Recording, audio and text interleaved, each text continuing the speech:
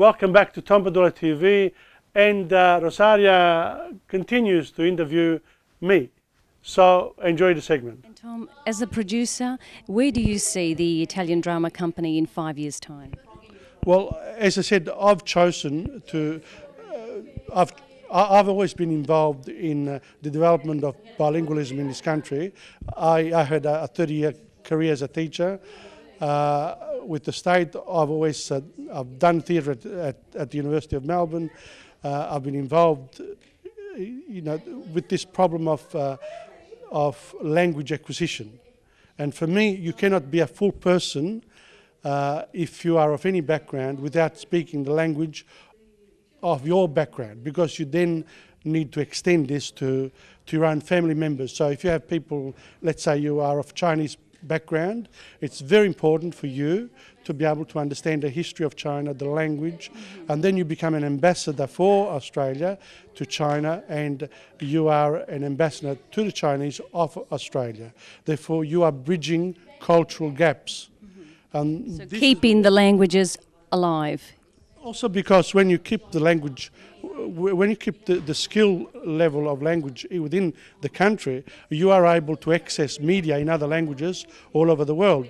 So language acquisition is great not only for peacetime, but even in, when there are conflicts, because then you can also become, you can actually get to the truth. And what Pirandello is saying, there are a lot of truths around. Which one is it?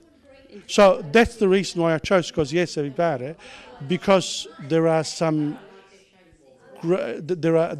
cultures that are very, very different from each other. How do you justify each one? Each one justifies itself within their own perspective. But are these cultures giving a hand to the other culture to understand itself and to try to bridge that gap? Or are we going to be ideologically based and everyone says, I'm right and you are wrong? The minute you do that, then conflict will occur, and they do occur. So getting to the truth, discussing it, discussing viewpoints that are diverse is very important, and this is where the lawmakers, the legislators have to be aware of these, and then those people who are carrying out this legislation, they also need to be aware of all this. I think people in general in this world today, there's a lot of understanding, but there are 6 billion people, plus more, I suppose. So, and we only last, about 1,000 months. In other words, the maximum is 120 years, so it's a renewable resource, humanity, and you have to teach it. And you can't pass my knowledge, I can't pass on to my children. They have to make an effort to acquire it for themselves. Well, you said it yourself, Tom, that a language is something you have to go out yourself personally to learn it. No one can actually pass it on to you. No. And Tom, they can help you, but if you don't want to, you can shut it off. So you have to open yourself up. It's a bit like tolerance. You have to open yourself up to it. If you're not willing to open up, you can remain a bigot. Why not? And the play Cosi e se vi pare. In English means right you are, if you think so. So it is. So it has a lot of messages. Of course. A lot of hidden messages. It is about the truth, the various faces of the truth.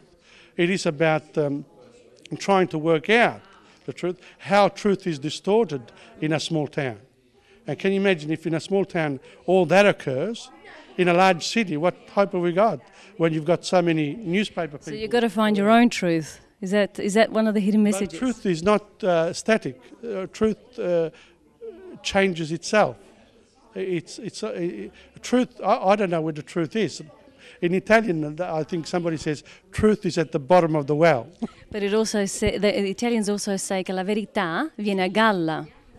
The truth eventually comes up. Yes. Eventually, but it might take 1,000 years to come up. But eventually it comes up.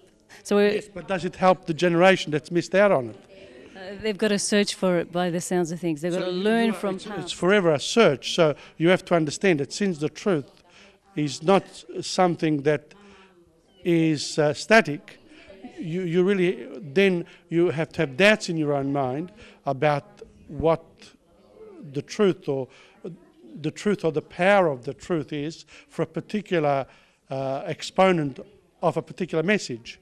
So every time I say something, you might disagree with me.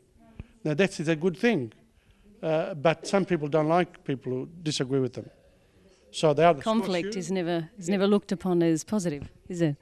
Well, you know, the positive of things, that's where we have to remain optimistic. And as a producer, I do remain optimistic. And I remain faithful, and I believe in the actors. So I always thought that Cosi Pare would go on once we said that it would go on, because we are committed to it. Yes. And well done to you, Tom, for putting on Luigi Pirandello, which was a challenging and complex theatre. And it's our second work of Luigi Pirandello.